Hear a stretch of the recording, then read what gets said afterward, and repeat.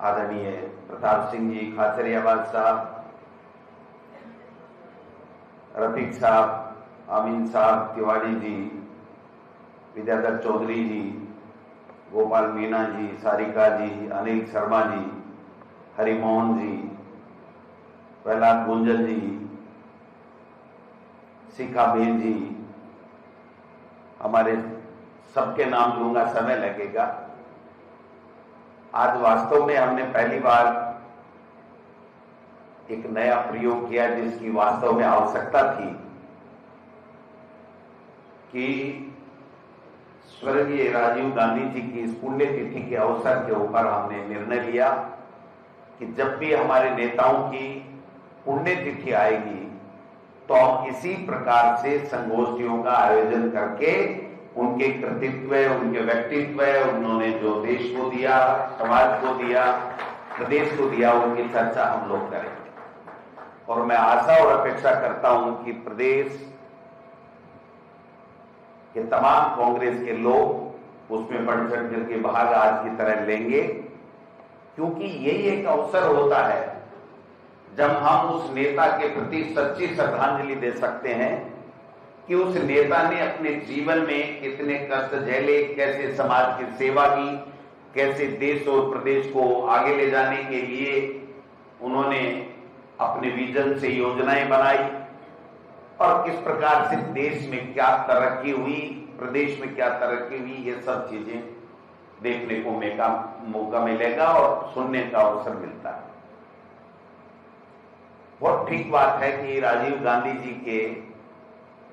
जो अल्प समय में कार्य किए गए उनकी इतनी लंबी लिस्ट है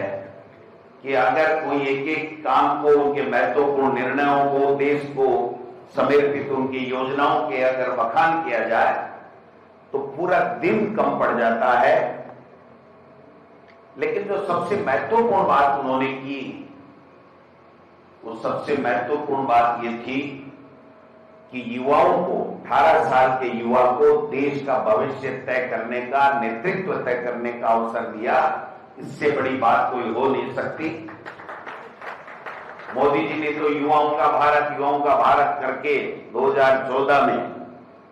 देश में सत्ता हथिया ली, लेकिन उसके बाद में 11 साल हो गए देश में, दिल्ली में सरकार बने, युवाओं के लिए कोटि कोड़ी का काम नहीं हुआ।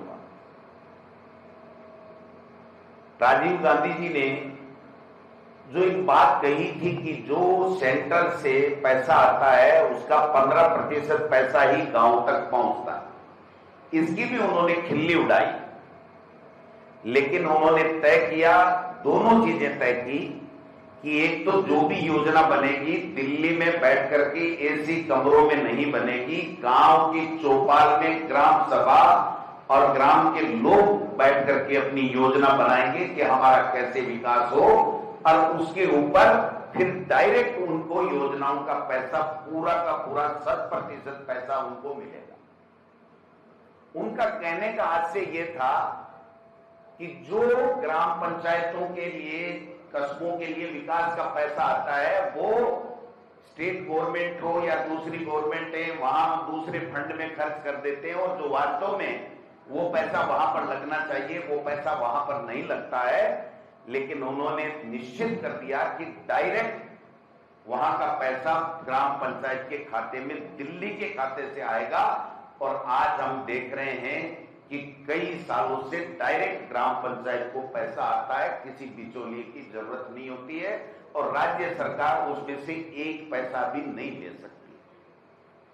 ये बात जरूर है कि राज्य को जो बजट देना पड़ता है वो अभी भी राज्य सरकार थोड़ा वो डिले कर सकती है, लेकिन केंद्र से जो पैसा आने वाला है वो तत्काल रूप से ग्राम पंचायतों में सीधा आता, उसका भी उन्होंने मखौल उठाया। आईटी की बात की, 2021 के